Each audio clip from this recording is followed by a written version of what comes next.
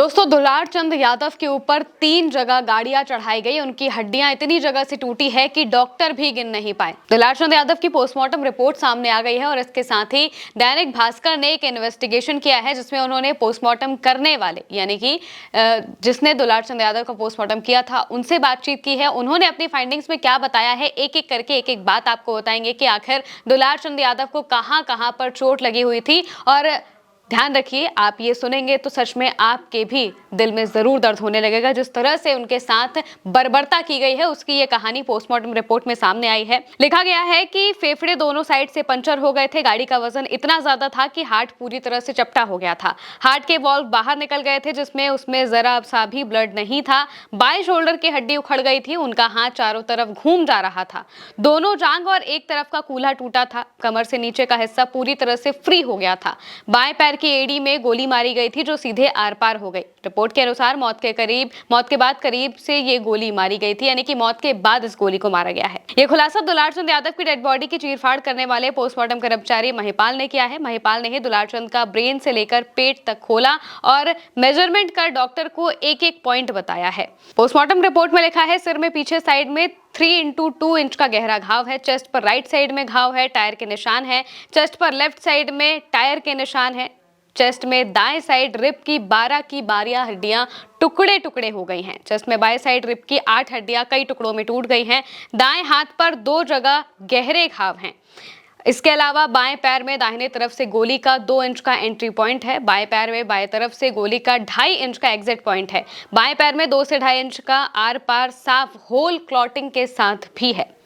Dead body की चीरफाड़ महिपाल ने की थी और उन्होंने बताया है कि आखिर क्या क्या चीजें हुई। हालांकि डॉक्टर भी कुछ भी बात कहने से कतरा रहे थे। यहाँ तक कि इस वक्त में मोकामा की जनता भी कुछ बोलने को तैयार नहीं हो रही है और वहां पर अगर देखा जाए तो दहशत का माहौल अंदर अंदर लोगों के बन गया है। वोट करने जाने से भी वो डरने लगे हैं, जिस तरीके से ये पूरा का पूरा माहौल बना है।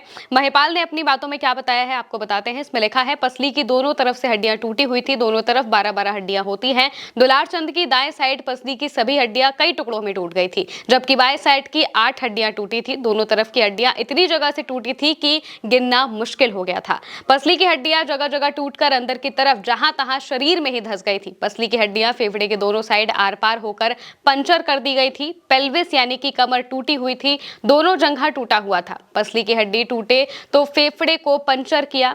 हार्ट चपटा हो गया था। ब्रेन में क्लॉटिंग हो गई थी। चेस्ट पर गाड़ी चढ़ने से ज्यादा नुकसान हुआ।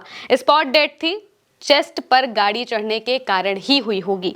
इसके आगे उन्होंने ये भी बताया है कि गोली भी एड़ी में ही लगी थी, सीधा पार हुई थी। क्रॉस नहीं होना ये बताता है कि गिरने के बाद सीधी मारी गई होगी या फिर मौत के बाद गोली मारी गई होगी। ये बात इसमें लिखी गई है। और साथ ही अगर पोस्टमार्टम रिपोर्ट की बात करें तो 2 पेज की पोस्टमार्टम रिपोर्ट डॉक्टरों ने तैयार की है और ये सब कुछ बहुत जल्दी किया गया था। 4 से 5 डॉक्टरों की टीम लगी हुई थी और बहुत तेजी में पोस्टमार्टम रिपोर्ट बनाई गई और इसके बाद इसे तुरंत भेज दिया गया। 2 पेज की पोस्टमार्टम रिपोर्ट बनाई गई थी, जिसमें एक पेज में तो उनकी जो नॉर्मल चीजें हैं वो लिखी गई थी और दूसरे पेज में करीब 37 पॉइंट में ये बातें बताई गई हैं कि उन्हें कहां पर चोट लगी हुई थी। और जिस तरीके से महिपाल ने अपनी सारी बातें बताई हैं, जिस तरीके से पोस्टमार्टम रिपोर्ट में लिखा है कि उनके शरीर की इतनी हड्डियां टूट गई थी कि डॉक्टर तक उन्हें गिन नहीं पा रहे थे, ये बताता है कि उनके साथ कितनी बुरी तरीके से बर्बरता की गई है। करीब 3 जगह पर उनके शरीर पर गाड़ी चढ़ाई गई और खासकर सीने पर गाड़ी चढ़ने की वजह से ही उनकी मौत हुई है और उनका आधा शरीर पूरी तरह से फ्री हो गया था, यानी कि हड्डियों के जो जॉइंट्स होते हैं वो पूरी तरीके से टूट गए थे और इसी वजह से उनकी मौत हुई है। जो दुलार चंद यादव के परिवार वाले हैं वो लगातार न्याय की मांग कर रहे हैं। अनंत सिंह की 60 घंटे बाद गिरफ्तारी तो हो जाती है, उनसे पूछताछ भी होती है। अभी तो वो 14 दिन की न्यायिक हिरासत में है, इसके बाद ही कोई फैसला सामने आएगा।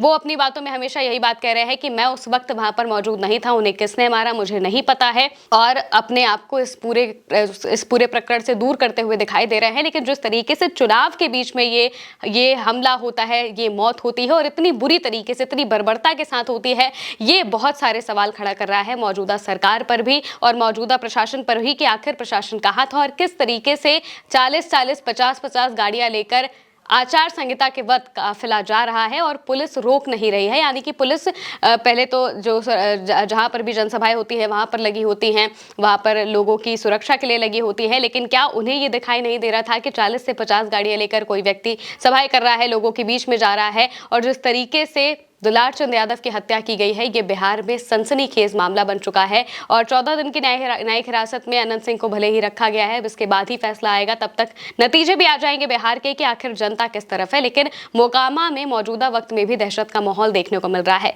जो भी अपडेट सामने आएंगे हम आपके सामने जरूर रखेंगे। फिलहाल के लिए मेरे साथ इस खबर में इतना ही। आप देखते रहिए उल्टा चश्मा यूसी।